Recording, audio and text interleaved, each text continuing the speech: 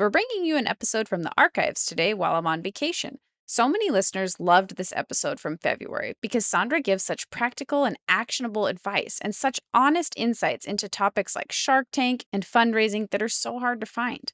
Since this episode released, Nopalera has released their Dulce de Cuerpo products, a cactus shower gel and cactus cream in beautiful aluminum bottles.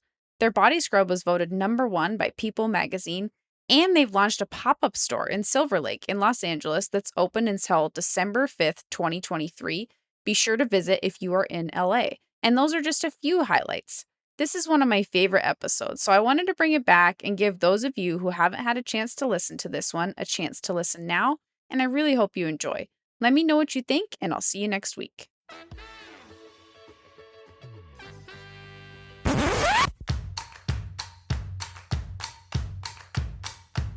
I literally had zero contacts, Jesse, when I started. Like, I did not even know, how do I even find the VCs? How do I find the people with the money? That was me, right? And now I'm on the other side where I literally have investors reaching out to me now. Welcome to the Startup CPG podcast. I'm your host, Jesse Freitag. I love that I get to bring you more Shark Tank content so soon, and with one of my favorite people. Today's guest is Sandra Velasquez, the CEO and founder of Nopalera, and a very early member of the Startup CPG community. Nopalera creates Mexican botanicals for bath and body, and as you'll hear, have become a staple in my own life. Sandra appeared on Shark Tank last month during season 14, episode 12, and I'm so glad she agreed to come on the show and share all the details with us. You don't need to pre-watch the episode to enjoy the conversation, but I definitely recommend tuning in when you get a chance to watch Sandra's incredible pitch and how she gracefully received and ultimately turned down 2 offers from the Sharks. Nopalera also recently closed a fundraising round of $2.7 million unrelated to Shark Tank. Listen as Sandra shares about the process of applying to Shark Tank and preparing to air from the opening pitch to outfit vetting, how eerily quiet the time in the tank is, Sandra's affirmations and prep going into the tank, how her team prepped for consumer demand and the real numbers from Amazon and their website after airing. Sandra really gives us the nitty-gritty details here, and I love it. The process of raising $2.7 million, including valuation work and legal fees to expect. How Sandra developed a fundraising network from scratch. What's next at Nopalera, and more. You may also notice our intro music is a little different. I wanted to feature a song from Sandra's band, Pistolera. And this is Nuevos Ojos, which was featured in season 4, episode 12 of the show Breaking Bad. Now let's hear from Sandra. Hi, Sandra. Welcome to the show today. How are you? I'm great, Jesse. So good to see you. Yeah, so good to see you as well. It's great to have you here. And it was so fun to watch your Shark Tank episode that we're going to talk about today. I had friends over and everything that we watched it on Hulu the next day because we didn't have access to ABC, but we had our own little watch party Awesome. when it aired on Hulu. And that was so much fun. So yeah, could you start us off by telling us a little bit about yourself and about Nopalera? Sure. Well, so I used to be a musician. I thought that that's why I was put on earth, was to write songs and tour the country and make albums. And I had no idea or inclination or plans to become an entrepreneur, let alone a beauty entrepreneur. And it just kind of happened. It just evolved this way. I found myself unemployed at the age of 43. I used to, work in CPG sales, and it was just a moment of really self-responsibility, honestly, because, the funny thing about being unemployed is that you all of a sudden have time to think because when you're employed and you're busy, you're just like day to day, and so it was this moment of wow, okay, I really am at this fork in the road in my life. I can either try to go get yet another CPG sales job and go down this path, or I can start something new. And when you have nothing to lose, it's well, what do I have to lose? So I had this idea to start this, Nopalera, this high-end Latina brand that would really disrupt the beauty space, which has, historically been Eurocentric, French and Italian brands, and kind of makes no sense anymore because that's not really who lives here. It's not reflective of who lives here and who is spending money in this category. So it was a bold move to say, hey, I'm unemployed. I have no money. I have no savings, but let me just start a high-end Latina brand. But that's what I did. So I launched in the pandemic. We make body care products, so soaps, scrubs, solid lotion bars, and obviously working on new products as well. Awesome. Yeah, I think I must have met you. It must have been like a year ago now. And, I was prepping for a call with you. I was listening to a podcast you'd recently done at that time. And you were mentioning like, all the why do we pay so much money for these like why is it when something says a fancy French word that we're willing to just fork out, endless money for it? And I was like, that's so true. I was like, why when I'm at the store am I, I'm like, oh, that makes sense that lotion's $14 and it has a French name. And I was like, Mhm. I need some Nopalera in my life. And so I put in an order and I've got my like the moisturizing bar, like seriously, like I became immediately obsessed and the Thank sharks you. loved it as well. But like I remember last year before the summer, your email campaign came out of get your moisturizer bars before they melt in the mail. And I stocked up and I may have accidentally purchased a lifetime supply because they last so long. But I love them so much. I don't really like lotion. I love that there's like not the plastic packaging. It's just like, it's such high quality. And then the soaps and the scrubs, like, so I'm truly like a big fan, like using the products, like they're really incredible. And like they're amazing premium products. So I love that you've like, that you're bringing this to consumers and showing people that there are more options for premium beauty products. Thank you. I appreciate that. So how would you describe like Nopalera's stage right now? Like, how many retail doors, like, what major retailers are you in? How many employees do you have? Just to kind of get a sense of where the business is at right now. Yeah. So, I started and it was just me, right? I think it's important to say like how I started, which was just me making the products in my Brooklyn apartment. I made the products myself for the first year, which I don't recommend. I only did that because I had no other. I was like, how do I find a co-packer? How do I even find ingredients? How do I find anything? Because this was not the category that I came from. I did not used to work for Estee Lauder. I was not a beauty industry insider. And so here where I am today, 2 years later, is I have 9 people on payroll.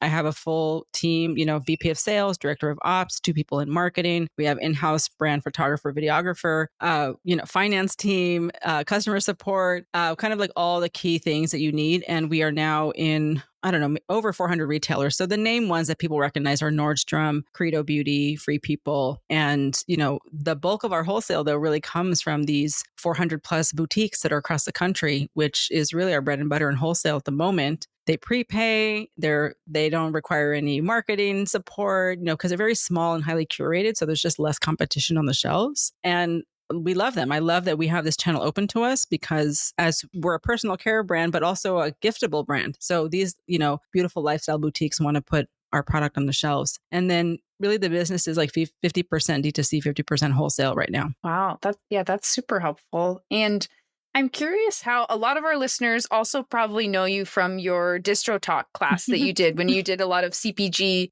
food sales. I'm Yeah. curious, like, how has that experience and helped in the beauty world, or like how different has beauty been compared to, all the time that you spent in CPG food? So the similarities are that you have to understand how people work. You have to understand human psychology because as a former sales rep, sales is really just knowing how to have a conversation and making sure that it's centered around the person across the table from you, right? Sales is not pushing an agenda. It's not tricking somebody. It's not trying to convince somebody to buy something from you. It's really understanding what are their needs and how can you position your offering as the opportunity. So that part is super helpful. And that's really important. That's just a good skill to have in life in general, because really what it comes down to is empathy. It comes down to understanding what other people need and how can you be the solution to that problem. And that's really when you're building a brand, it should all be about that. It should all be about what people need and what is the problem. How can you provide that solution? And then, brand positioning, how can you position yourself in the category to stand out? Because grocery is a great example of like, which cereal do you choose? I mean, the cereal wall is like massive, there's just so many choices. I mean, granted, a lot of them are owned by the same, like Monopoly, right? But so just brand positioning, I think those are the things that I carried over. What's radically different in beauty is that there's no distributors. And as you know, right, from Distro 101, that is what I used to teach people about how to work with distributors. Because if you're a food and bev brand and you're trying to go into the grocery space, you're going to work with distributors. And so you're going to need to know how that relationship works. What are those margin requirements? Whereas in beauty, we sell direct. So that's kind of the vast difference. Very interesting. Can you tell us a little bit about like deciding to apply to Shark Tank and like what went into that decision? Had you watched the show before? Was that something when you started, you're like, oh, someday I'm going to apply to Shark Tank? Or like, tell us a little bit about the background of applying. Yeah, so funny. Of course, I've seen the show. I mean, it's kind of like American Idol, right? Everyone has heard of it or at least seen some part of it. But I didn't originally have any inclination to apply. It wasn't until I talked to a friend of mine who had actually been on the show, another beauty founder, in fact, Mabel from Luna Magic. And she was like, oh, we were just having a normal conversation, not about Shark Tank. And she just in passing said, you should apply to Shark Tank. And I was like, what? No, why would I do that? Like, I need to go raise like, lots and lots of money. And, it seemed like a lot of work, and she was like, it's a great opportunity. You should just do it. And I was like, listen, what do I have to lose? Let me just, at that point, and I still do this, I just apply for everything. And then I kind of forget about it. And if I get like a congratulations email, I'm like, oh, I totally forgot I applied for that. So I applied literally over a year ago. I mean, must have been like February or March of 2022. And then got the call back to, hey, we're interested to learn more about you. And that, from there all the way till you're at the sound studio, it's like months and months. I mean, it's almost the entire year. So much changed in my business, with everything when I finally got to, the actual studio to film it. But at that point, it's like you're invested, right? It's like you've put in so much time and energy, and literally just like the hoops that you have to jump through and the paperwork that you need to submit is no different than what you need to submit to investors, financials, intellectual property. Do you own the formulas? Who is your team? What are, all of that stuff you need anyway, like in a data room, if you're going to raise money. So I was already doing that anyway. So it was a lot of work, but it was work that I was already doing. And, I think the thing that people don't know about Shark Tank is that you can go through all of this process, like months and months of preparation, and film it, and your episode still might not air. I can't imagine just how crushing that would be. I know. Like my heart literally breaks for those who have gone through all of that. They literally go into the tank, they do the whole thing, and then like they don't ever get the email that says your episode has been selected to air, So I went in there with I used to be a musician. So I luckily had performing, in my back pocket. I was like, this is a gig. I'm going to perform on stage. I'm going to bring all the energy and treat it like a gig. And so I was just very conscious of the fact that this is a television show. And they're also very clear about this too. They're like, this is a television show. It needs to be entertaining, So I went in there with just, I'm going to leave it all on the stage type of vibe. Yeah. Wow. And I think I read too that you did you have a really great affirmations process. Like you did some affirmations and everything before you went out, I believe. Can you talk a little bit about that mental prep? It sounds like your musician training really helped, but I'm curious too about some of the other prep that you did. Yes, I prepped a lot. I mean, I already do a lot of, I do guided meditations. I have affirmations all over my house on Post-it notes. I'm very much about that. So I went in there this is an opportunity, not just for me, but for all Latinos, because we are sorely missing on this show. And this is the time, our time is now. And I'm going to make this about us. I'm going to literally conjure the spirits of all of my ancestors. I pictured my grandparents, on my father's side. I pictured my grandparents, on my mother's side, and all the things that they've gone through. And I mean, it sounds really cheesy, right? It sounds very woo-woo, but I literally just pretended like they were next to me so that when I walked in the tank, I felt like I was rolling deep. I wasn't just me up against the sharks. It was my entire lineage, on both sides was there standing next to me. And to be honest, I feel like that feeling was felt in the room. And that's why, they were very respectful of me, and even when they declined, it was a very respectful decline. Like Damon John saying like, what I'm going to ask from you is going to be too much and it's not going to be good for you. So for that reason, I'm out. I was like, wow, thank you so much. I really respect where you're coming from with that, because you do know that what you're going to ask from me is too much and it's not going to be fair to me, right, and what I'm building. So thank you for removing yourself, And so, yeah, those are the exercises I did. And just, it helps to remove the anxiety about it being so focused on you, because I just made it not about me. I felt like I was a messenger, like someone has to go and stand there and say these things. And right now it's me, but I'm going to make this about us. Yeah. I mean, your episode really did have like just a really, it even comes through the TV of like the vibe. And like you said, like the way the sharks treat you and like all of it, like, it's really incredible. So that didn't just happen. Like, there was a lot of prep and intentionality that you did to show up in that way. So that's so cool. Yeah. Because, it's a once in a lifetime experience. You don't get to do it twice. So if you were given the opportunity, like any opportunity like that, where it's like, you only get to do this once, then, go there like you're going to give your Oscar winning speech.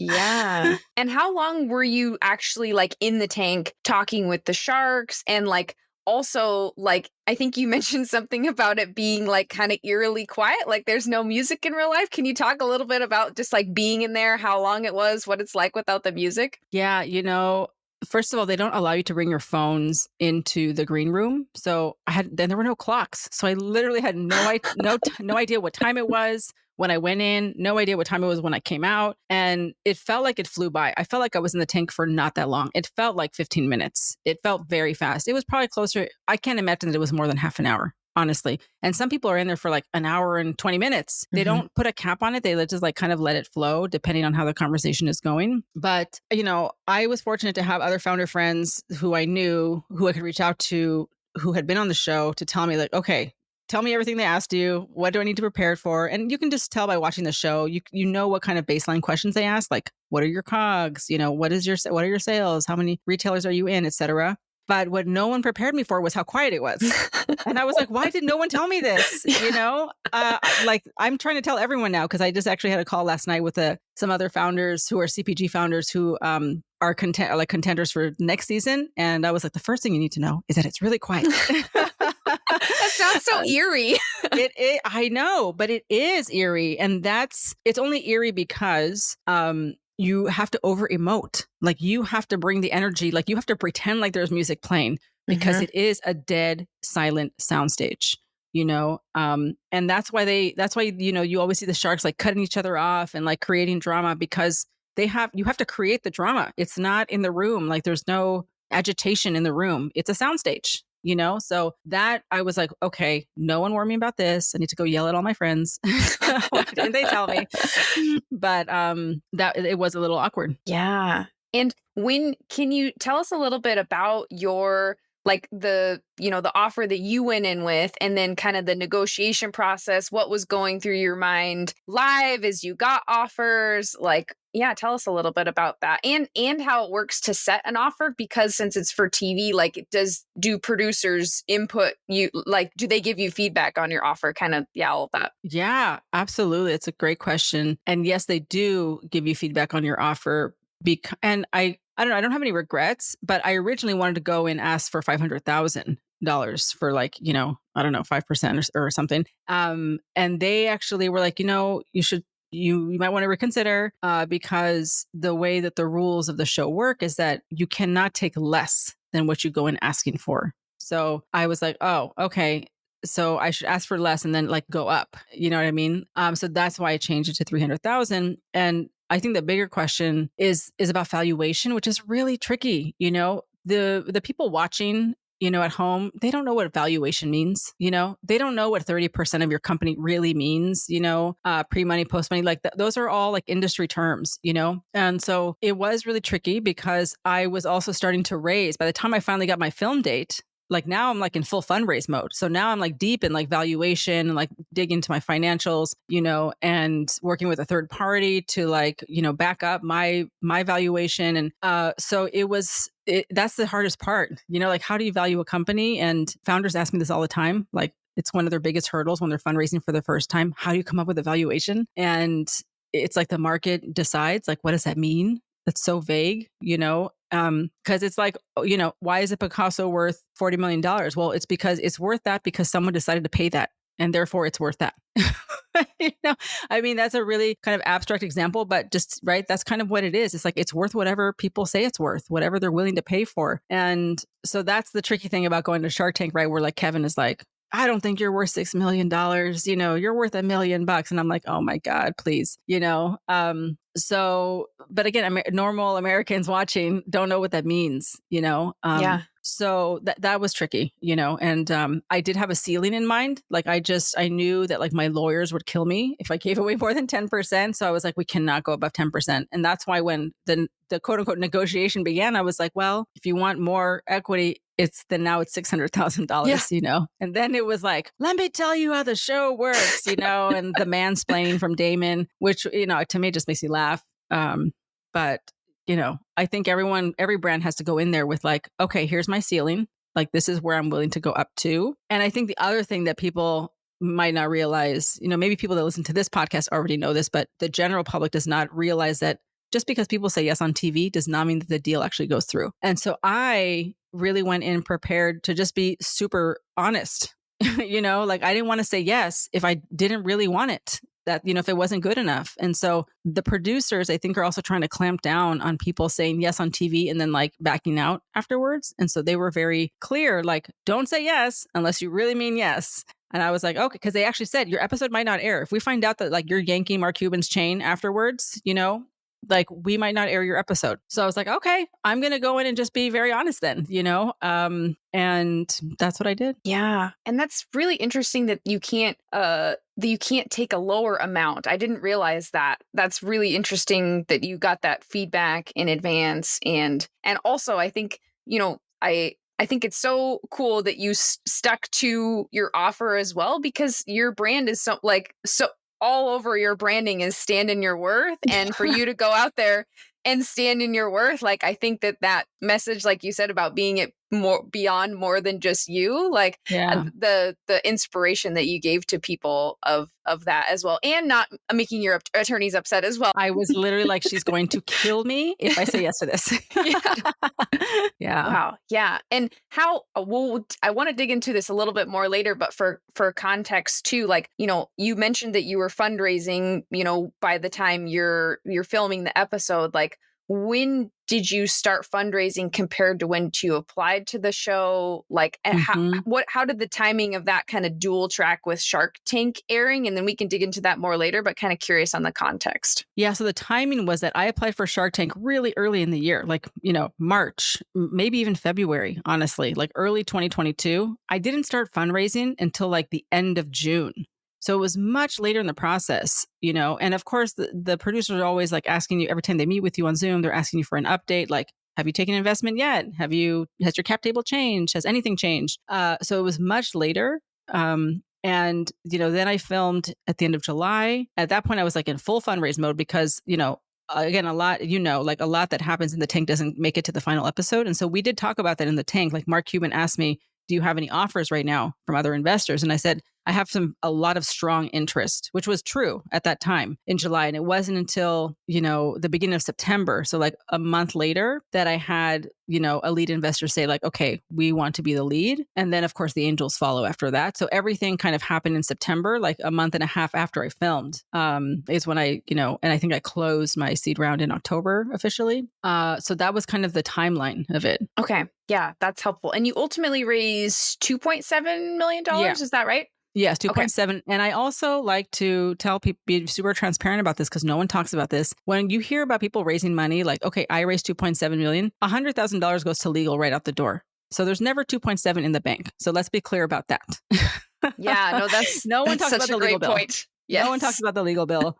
Yeah. And was it, you mentioned that you got some third-party valuation, which assessments, which I think is really interesting because, like you said, so often like when I worked a little bit in the angel investing world, it was just like all over the place. Like some investors would have, back of the napkin math that they would do. Some were just kind of like gut feel, or they're like, well, how much do you want to raise? And then come up with a number that sounds kind of reasonable to us. Like it was just so arbitrary. So did that like, was that an expensive process as well? But did you feel like it was worth it to kind of give you some confidence in going into Shark Tank and fundraising? Yeah. So that last part, right? It's really about that. It's really about giving you the confidence to like back up your valuation anywhere, Shark Tank to investors, VCs, right? And, I don't have regrets about doing it. It wasn't actually that expensive, to be honest with you. And it wasn't my idea to do it. It was actually my lawyer's, my first lawyer. I actually had to change lawyers in the middle of my fundraise to like a bigger firm. But my first lawyer was the one that recommended it.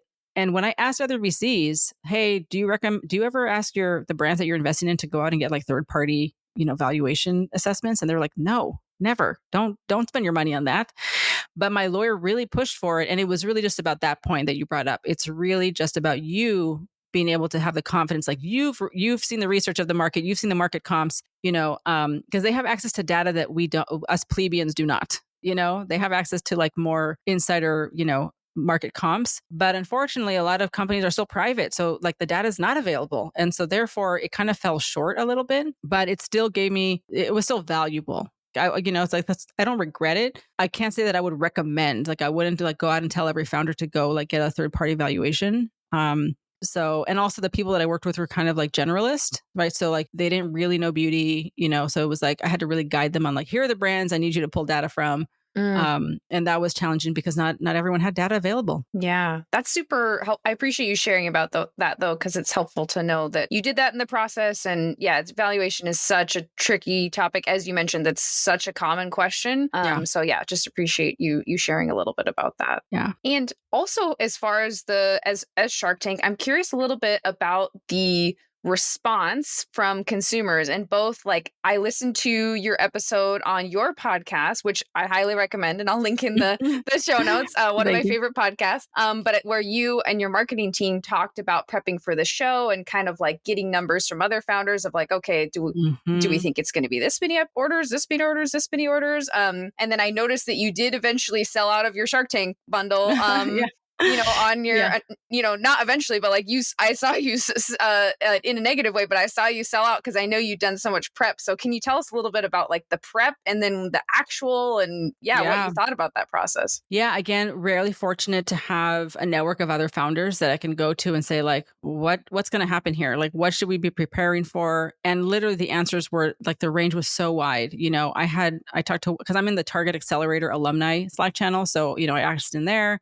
I'm in the New Voices Foundation Slack channel. I asked in there, and there's founders in both that have been on the show. And so one founder said that she only received 1,000 orders after the show. And I was like, oh, okay. So that was definitely on the lower side.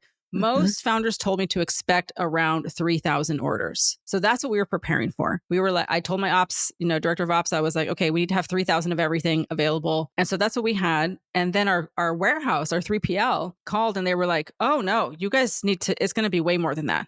You should expect double that. They said we had a baby brand, like a brand that sold baby clothes, and they had 7,000 orders. So I was like, oh crap, like we don't have enough. We're going to run out. So, we had our director of ops like double the existing purchase orders that were already out to our co-packers. So we were prepared with inventory to have 10,000 of everything just to like be safe. And we ultimately ended up getting 6,000 orders from January 20th to February 1st. So it was more than 3,000. It wasn't quite 10,000, but it was, I'm glad that we upped it, right? That we upped our preparation. And that was really split between Shopify and Amazon.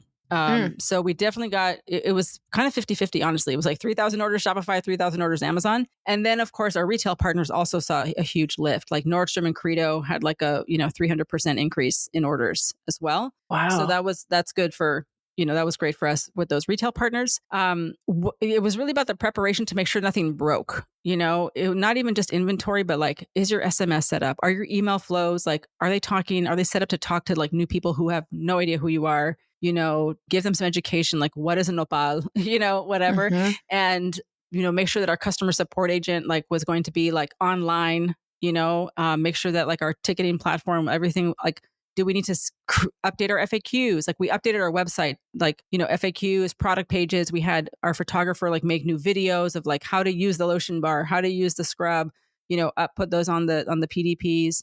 So that's the kind of preparation we did, which I think worked really well, and I'm glad we did all of that. Obviously, the more you get of everything, right? So the most popular item was definitely our lotion bar. It was also the most returned item on Amazon because people just don't know what a lotion bar is, Oh. And there's a lot of customer education that is required. And anyone out there that has a product, in CPG as well that requires customer education, they know that it's like a really heavy lift to teach people how a new thing works or what it does. So I don't know what people were expecting. They thought it was going to be like a roll-on. You know what I mean? Like people were like, it doesn't glide. I'm like, did you think this is like a dry idea deodorant that's going to glide on your skin? Like this is a natural product, Yeah. But obviously, it's always easy to focus on like negative, reviews, but overwhelmingly positive, right? So still like, we did about 300,000 in sales, for that from like January 20th to like February 1st. Wow. Yeah, that's very interesting. And I found it really interesting when you were talking with your team on your show about prepping. I thought it was such a good angle that you mentioned as well of just like, okay, often people are finding like, what lens do I need to look at our emails, our website, everything through as someone who just saw this on television. They may not even have social media or have seen this on social media, so they have no context. Like, how do I look at everything with those eyes? Yeah. And I was like, oh, that's so interesting because, your other maybe normal, customer flows are totally different. Somebody that just saw it on TV and is like, oh, that lotion bar looked cool. They need so much more education and such a different journey. So that's really interesting. Yeah.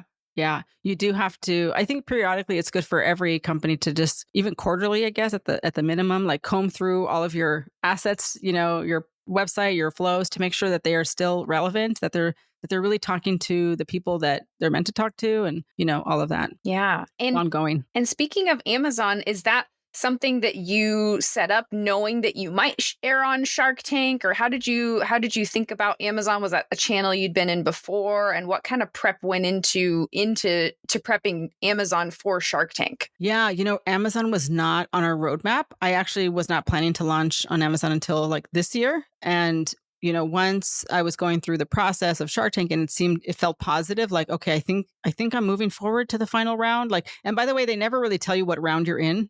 you're like, am I in the finals right now? Like, have I made it yet? And like, they literally tell you till the moment you air that like your episode might not air. Like they have to keep reminding you. It's so nerve-wracking. I'm like, can we tell people? Are we allowed to promote this yet? Like, I don't understand. Even in the congratulations email, Jesse, it was like, congratulations, your episode has been scheduled to air. Your episode might not air. Like, oh my gosh, they still have to tell you that. But so Amazon, my other founder friends who, were on the show were like, you have got to be on Amazon. Like everyone's going to go there. You're going to lose thousands of dollars if you're not on Amazon. So, so I reached out to my good friend, Jessie Freitag of the Startup CPG podcast. And I asked her for any recommendations for an Amazon agency. And she recommended one, who was really good. And so I had no bandwidth to like run Amazon myself. I mean, this was like back in September. I was like literally in the middle of fundraising, like trying to close this deal. I was in like 5 million accelerators. I was like a team of 2. And so back then, thank God for the agency. Like, here's all the assets, here's all the pictures, and they built the page, they got it up and running. We got the inventory there and, started to spend a little bit on ads, like not very much compared to what we spend, on the D2C side. And thank God it worked, like again, $90,000 just from Amazon because of Shark Tank, and now it's like at a new level. Like now it's like consistently at like $1,000 a day, like with us not really having to do anything just because it's just been the brand awareness is there. And I guess the algorithm, honestly, I haven't tried to shop for myself on Amazon yet, but so that's cool, right? It's like obviously the big buzz dies down at some point, but like you're at a new plateau than you were before. Yeah, sets you at that higher bar. Yeah. Yeah, interesting. Yeah, because when you said that the sales were kind of split 50-50 between Amazon and your website, that was way more of it for Amazon than I was expecting. So that's Wow. Yeah. And I mean, I will say like it's 50-50 in terms of number of orders, but in terms of dollar value, much higher on our Shopify site because the average order value is so much higher. And on Amazon, people are buying like one thing. Yeah. You know, I think like the average, you know, units per order is like 1.2 or something. Like maybe people are buying two things, but people are mostly buying like one item. Whereas on Shopify, they're buying like the bundle, right? It's like $130. And so much higher average order value. And were most the orders for your bundle that you just mentioned, or were people did you see a mix, or did a lot of people go for that bundle? And what kind of thinking went into that? Where I see founders, often put together like a bundle for Shark Tank. So kind of curious about that. Yeah, I once we got the, you know, the green light that it was going to air / maybe not air. Yeah. I was like, okay, we have to make, because I knew how the episode went. I was like, Right. I know that I said, this is how I know how it ends, you know? So let's create a bundle that like is about that. And because we just don't have that many SKUs, I was like, let's just put all of our SKUs in it. You know, Yeah. it's literally like our entire line, with the exception of like merch. And I think, and yeah, a lot of people bought the bundle. A lot of people bought the bundle because they're just so excited. They're like, it's just an easy click. It's like one click. They don't have to Yeah. think. And a lot of people, if they didn't buy the bundle, they bought another bath set, which is again like 3 items. So not really, people don't really come to our website to buy like one item. Yeah. You know, which is good. Yeah. Very interesting. I also, this is going back a little bit to Shark Tank, but I had heard when we had Rosa from Wild Wonder on the podcast about Shark Tank, she was saying that your like first couple minute pitch, like that all is like pre-done.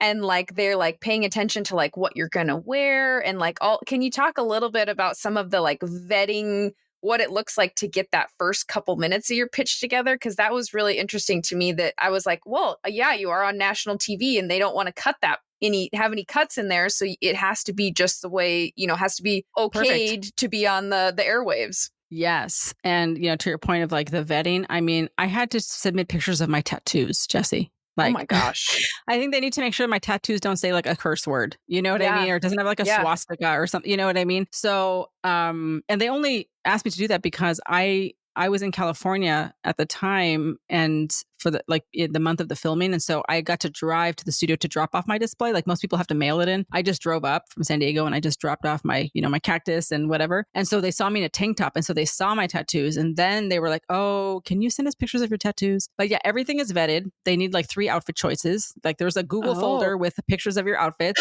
you know, because they also need to make sure that it works on camera, like no stripes, no polka dots, Right. you know, nothing that's going to, I forget the word, but it warps the camera. Like it's like moire or something. I forget the word. But anyway, everything is vetted. The pitch, to your point, is 100% rehearsed, like perfected, memorized, you know. And so the trick is like you have to make it come across natural. Like you're just walking in and being like, hey, sharks, Yeah. I'm Sandra. And here are my thoughts for today. You know, it's not that at all. It's completely rehearsed, completely memorized and crafted, right? So you get to first draft the first pitch and then like your producers that you're assigned to like help you cut it down or edit it or like refine it. But a lot of what I originally wrote is like in there, you know. And I noticed that when my episode aired, they actually still edited things out. Like they didn't actually show the entire pitch, but everything they showed was like the most important parts, you know. I also noticed, I think it was the next morning that Daniel Lubetsky, the founder of Kind, had like tweeted about Nopalera. Like, what was it like to wake up to that? Like, was that kind of a nice little bonus in the morning? Always. I was like, yes, fist bump, you know, fellow Mexicano. And you know, he obviously is a very nice person. I mean, he really is kind, you know, Yeah. and he really is that way. And I think that he just, you know, he wanted to support us, even though like no deal was made. He wanted to use his platform to help fuel business, you know, or, you know, people to our site or just anything. And so I really appreciated that. So I hope to one day be able to meet him and thank him. Yeah. Well, and then I'd love to talk a little bit about your recent fundraise as, you know, then as well. So, so that closed, you know, by the time it aired, that had, you know, closed. Yeah. But can you tell us a little bit about kind of the fundraising process, anything that was kind of, surprising in there. I know you already mentioned a few things, but just kind of curious about some of your other insights, because I know everything that you do, which I love about you, like you're such a documenter, like you document everything. You're so intentional. So I'm like, if there's anybody I want to learn how they, how they went about the fundraise process, like your insights are, I know, just super helpful. Yeah, well, I have to, chalk that up to being raised by a homicide detective, Jesse. So my father taught me to document everything. So that's why I'm such like a, crazy documenter. So I think one of my biggest learnings from the fundraise, just to like zoom out a bit, is to what I learned and what I experienced firsthand, which still kind of blows my mind, is that money begets money.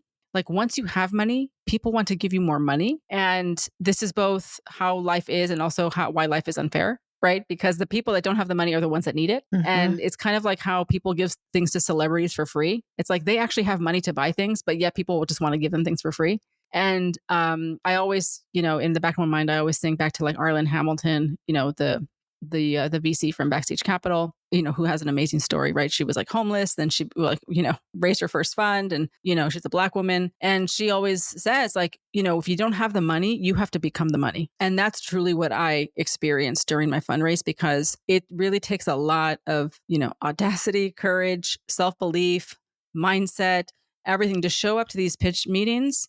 And even though you are desperate for money, like, please, somebody give me $1,000, you have to show up like, I don't need it, like, nope, you need me. And that's how that's like the vibe that you have to bring to these meetings. Obviously, you also have to be extremely informed and like know all your numbers and all of that, but just the attitude, right? Because people want to invest in people with big ideas. People want to invest in visionaries who are going to, build the next, $100 million brand. People want to invest in CEOs who are going to build that, $1 million team, right? And so if you show up and you are not confident, like that does not give confidence to the investor to want to invest in you. So you can't wait for the money to be given to you to have the confidence. You have to have the confidence first, and then the money will come to you. And that is, it's not easy, right? And not everyone is built for that type of pressure, So that was one of my biggest takeaways.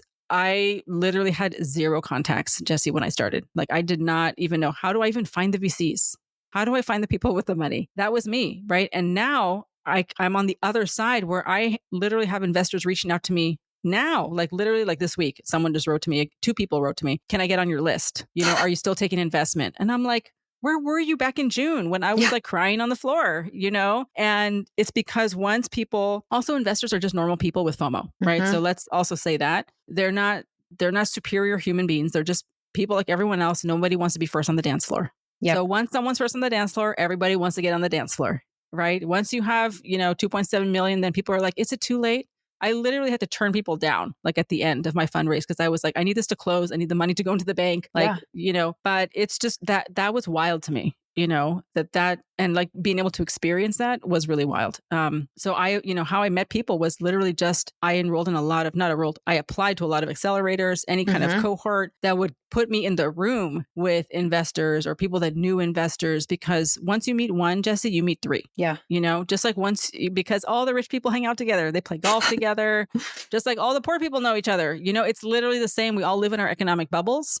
And they're no different. And so you just meet one, and then they're like, oh, let me introduce you to so-and-so, but it does require effort on our part, the founders, to go put ourselves into new rooms. Yeah. How long did it take from like when you're like, all right, I'm going to start fundraising, to that, yes, where somebody's like, all right, I'm going to lead the round, and then kind of all the dominoes fall of everybody getting FOMO? Like, how long was that process? It felt like a million years, but it was not. It was really only like, I think I started, in June. So it was, and people warned me. They were like, the summer is a terrible time to raise. All the rich people are on vacation. And I was like, well, that's too bad, because I need to raise.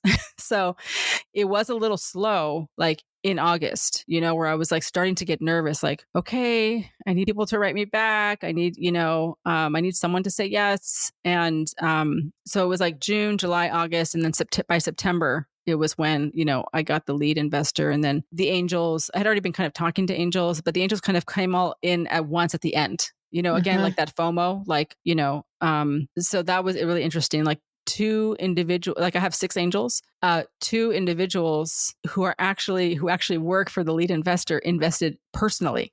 Oh, And so wow. that was really fascinating because they're seeing the deal happen, right? Yeah. They're part of that team, but they wanted to personally invest, right? As angels. So I have 2 angels that are, that work for the lead investor, which is interesting. Yeah. Wow. And what does it look like, kind of operationally, like, the day to day of doing that fundraising? Like, are you connecting with people via email? Is it video calls? Like, Mhm. were there in person events with like the accelerators and events you participated in, like getting in those, was it physical rooms you were sometimes Mhm. getting in? And also, as part of that, like, how did you intentionally kind of set up your team to make sure that the rest of the business kept running to give you enough bandwidth to do the fundraising that is so much work?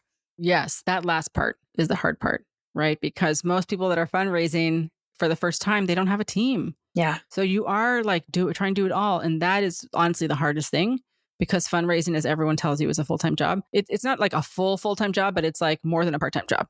Yeah. I'll say it's like a 3/4 job. And I didn't meet anyone necessarily in person. I was mostly Zoom meetings, and just asking for introductions through other investors. I started, I joined Twitter to kind of follow other investors. A lot of VCs are on Twitter just to kind of Yeah. follow what they're saying, what they're thinking, and there was definitely a lot of cold outreach, like, hi, you don't know me, but so-and-so recommended you. Obviously, if you can ever get a warm lead, that's always the best. And a lot of investors say that. But again, when you're starting from the outside, like if you know no one, how are you supposed to start? You know what I mean? Like you Hmm. need someone to first let you in the castle wall, to introduce you to someone so you can like meet more people. So it's just a lot of cold outreach, a lot of emails. And then like that hopefully led to Zoom meetings. And using DocSend, for my pitch deck to be able to give people private links, that Hmm. weren't downloadable. You don't want like millions of versions of your pitch deck floating around out into the universe, especially because you're always updating it. Like every time you have a meeting, you're like, okay, so that was interesting. They were confused about this point. Let me clarify that in the deck. I think by the end I was like on version 7 of my pitch deck. Right. So, yeah. So I'm glad that it's over. Like it was one of the hardest things I've ever had to do. Also because I didn't know what I was doing. Like Hmm. if you've never done it, like you're just trying to understand, like, what is my valuation? Like what, and then you have to go on and present like exactly what the next 5 years of your life are going to look like. Right. And so in terms of my team was like 2 people at that point. So it was really like Sam, our marketing manager, me, and we had an intern helping her in marketing. So Edith, who's now full time, was an intern at the time, and then my partner Sean, who was like dealing with all like logistics. So I did have help. I wasn't like wasn't a solo founder, but it's not like how it is now, where we have like full time VP of sales, full time director of ops. So that's really challenging. Like my heart goes out to all founders who are in that like team of 1 or team of 2, like trying to run the business and also fundraise. Yeah. Did you feel like your like sales experience helped come in handy with the sending emails, getting people to open a cold email, tracking your follow-ups? Like I feel like there's so much similarities that like tenacity and systems you developed in sales would Hmm. even though it's really hard would apply to the fundraising world a lot. Oh, 100%. I think if you ever have any sales experience, it's so valuable because so much of it is no, no, no, no, no, and just getting ignored that you can't be phased by that, and you just really have to be like, you just know that all you need is one yes, So it's really just a math game. If for every 10 people you reach out to, one person writes you back, then that means you need to reach out to like 30 people if you want 3 people to get back to you. Do you know what I mean? It just Hmm. becomes like a math game. So yeah, definitely that work in sales. And also being a musician, like I used to book my own tours and like so many people would ignore my emails, and then one person would write me back and, it felt great. So I have a lot of experience with rejection, and that is very, very useful. Right. Yeah. And how so when the funding raise like when the fundraise round closes, how long from like, all right, it's full, nobody else can get in no matter how much they want to get in to like money in the bank minus like you said legal fees, which is really important note, but like how long did that take? Cuz I feel like it's another piece of like, all right, we raised a bunch of money, but like it's another thing for everybody to actually wire transfer the money and it all to come and for you to be able to like start using it. How did that work? Yeah, it wasn't, again, it felt like a million years, but it wasn't. Fortunately, my lead investor was generous enough to give us an advance. like a promissory note. I was like, I need 250K like tomorrow, like yesterday, actually, before like as we're waiting for the real money to come through. So they did, and that was super helpful because we had outstanding purchase orders. Like we had money bills that were due. It was a really tight spot to be in. Like, it feels really weird to be like, you feel like you're about to go out of business, but like $2 million is about to be deposited into your bank account. And so luckily they gave me an advance, so that was great. And the only thing that slowed it up was like just paperwork. Like the more, I guess my advice to other founders is like all of your corporate documents, all of your, your board, all of those terms, have those done, and approved, because those are the things that can hold you up. So, and like the due diligence, one thing that I guess slowed us down a bit. Again, it wasn't long. It felt like a long time at the time, but it wasn't really. It was, the intellectual property piece. Like they just, I'd had, it's like the back and forth with the lawyers of just like, proving that the formulas were mine, proving that, whatever, and anything that could hold it back. Like those are the things that they're trying to comb through, right? Because they want to eliminate any kind of liability. So the more you can have those documents like done, then you will have those. That's the only thing that holds it back, is like you get caught in diligence of like on some point that they need clarification on, and for me, like intellectual property was one of them. Wow. So what does it look like using the funds that you raised over the next year? Like what are kind of the next steps in scaling? What's kind of next in your planning and executing? Yeah, we just had our all hands team meeting this morning, actually, and we were talking about this point because, we still have all the money in the bank, right? Because we have made money, right? So it's like the balance hasn't really gone down. I mean, the balance went down in the beginning because we had bills due. So like a lot, like hundreds of thousands of dollars went out the door like immediately, but that was like that was last year, and so, we were talking about this, like I am always wrestling with like, we need to, spend the money like to grow sales, but I also want to hold, I don't want to spend it too quickly because I want to endure the recession, whatever that is and however long that lasts. Like still no one really knows. I mean, we're all seeing the layoffs, massive tech layoffs everywhere, and but it's going to be different, than like the 2008 recession. Like it's not going to look the same, right? And so I think everyone is still trying to figure out like, what does this look like? What does this mean? And so it's like this balance of like spending the money, but also wanting to hold on to some of it. So really, what it allows for us to do is to, first of all, hire people. Obviously, that's what everyone should do when they raise money. It's hire a team and then have a real marketing budget, because any CPG brand, in my opinion, is actually running a marketing company. And I think it's naive to think that we're running ingredient companies or product companies. Like pasta is pasta, right? Like soap is soap. Like yes, we all have differences in our like tweaks in our formulations, but it's ultimately brand. And it's like it's who we're talking to and how we're talking to them, and which is marketing, right? Marketing is like how we talk to people. So having a real marketing budget and like really allowing ourselves to kind of dream of like, what are the things we'd like to do? What kind of activations would we like to have? Like, so we're starting to do like in-store activations. We're going to do, agile last mile trucks, which I know Wild Wonder is doing it as well, which are like, basically billboards on trucks, and, those are things that we would have never done before because we couldn't afford them, so doing those kinds of things, investing in software that makes our life easier, and that's what we've spent the money on so far. Having like a better accountant obviously costs more money, so, and that's headcount, that's like team, hiring the right people, having the right systems, and having like an R&D budget. Like now we can, formulate new products, and, that takes time and money. So it's kind of everything. We're using the money for all of the things, that we really need, Yeah. Getting all the building blocks and everything in place to continue to just be able to keep working up the ladder and scaling. Cause it can be easy to kind of try to skip a step or not set up some of those fundamental blocks. But if you can set them up, and you and your team are so good about like documentation, and, I'm a systems nerd and everything. So I always appreciate what you share about building out systems and everything. And so, I'm just, that it's so important for scaling later. And the marketing piece is interesting too, like you said, because like we had Liquid Death on the show. It's a water company valued at $700 million. Like it's all branding. Like that is like my favorite brand to talk about. It's just I think everyone is just jealous of like how brilliant it is. I'm like, I just saw, where was I? I was in a store like over the weekend, and it was like, what was the name of the flavor? It was like Bury Me Alive, like berry, like BERRY. I was like, like on the floor. I was like, I am dead. Oh my God, this brand, like, couldn't they get any more brilliant? I can't take it.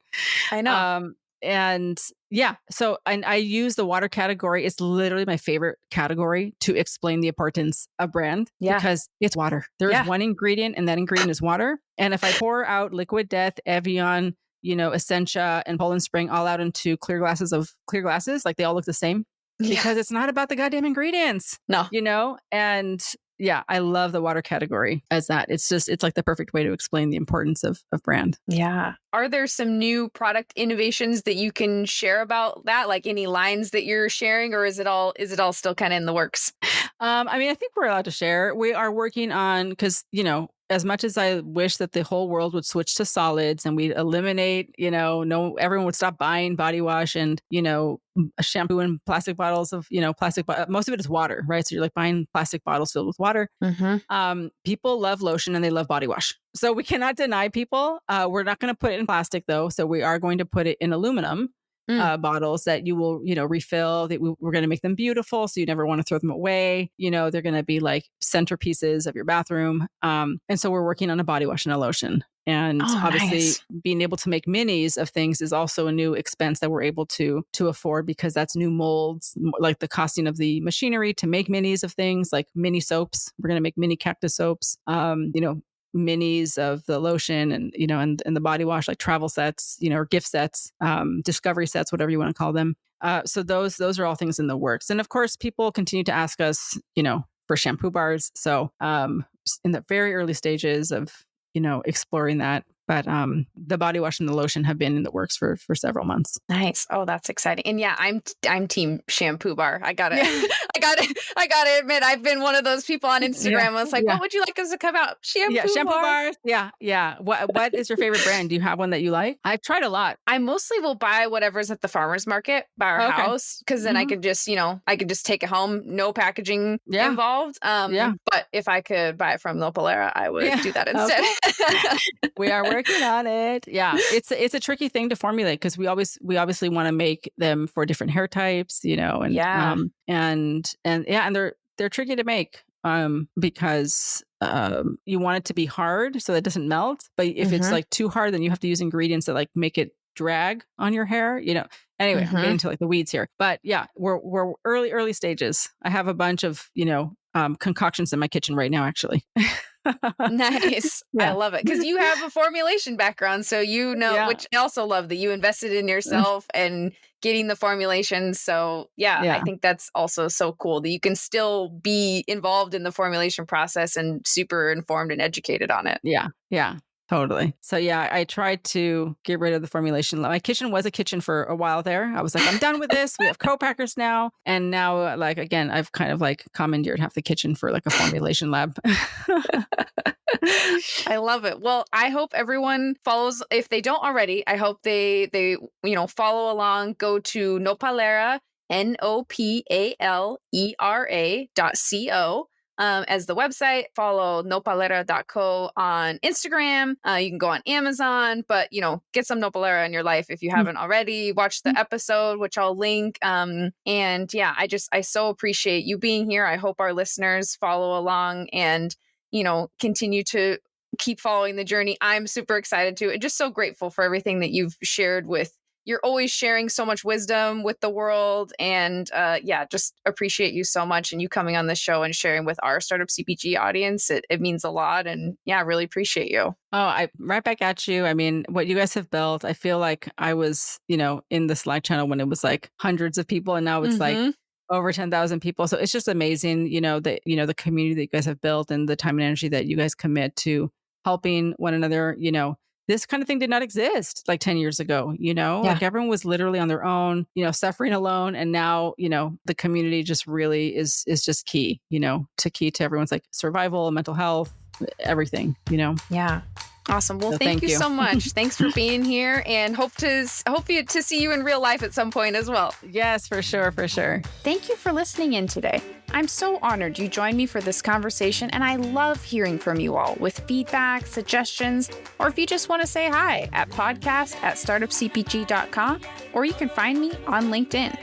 If you liked this episode, we'd love for you to share it with a friend or colleague. subscribe so you don't miss future episodes, and maybe even leave us a 5-star review on Apple Podcasts. If you aren't yet in our Slack community of founders and experts, we'd love to see you there. You can get the free invite at startupcpg.com and find all our other awesome resources there, like webinars, databases, the blog, the magazine, and virtual and in-person events. Today's intro and outro music were a special feature of guest Sandra's band, Pistolera. Keep listening to hear the whole song Nuevos Ojos featured in Season 4, Episode 12 of Breaking Bad. I'm Jessie Freitag, your host and producer, and on behalf of the whole team at Startup CPG, thank you for being here and see you next week.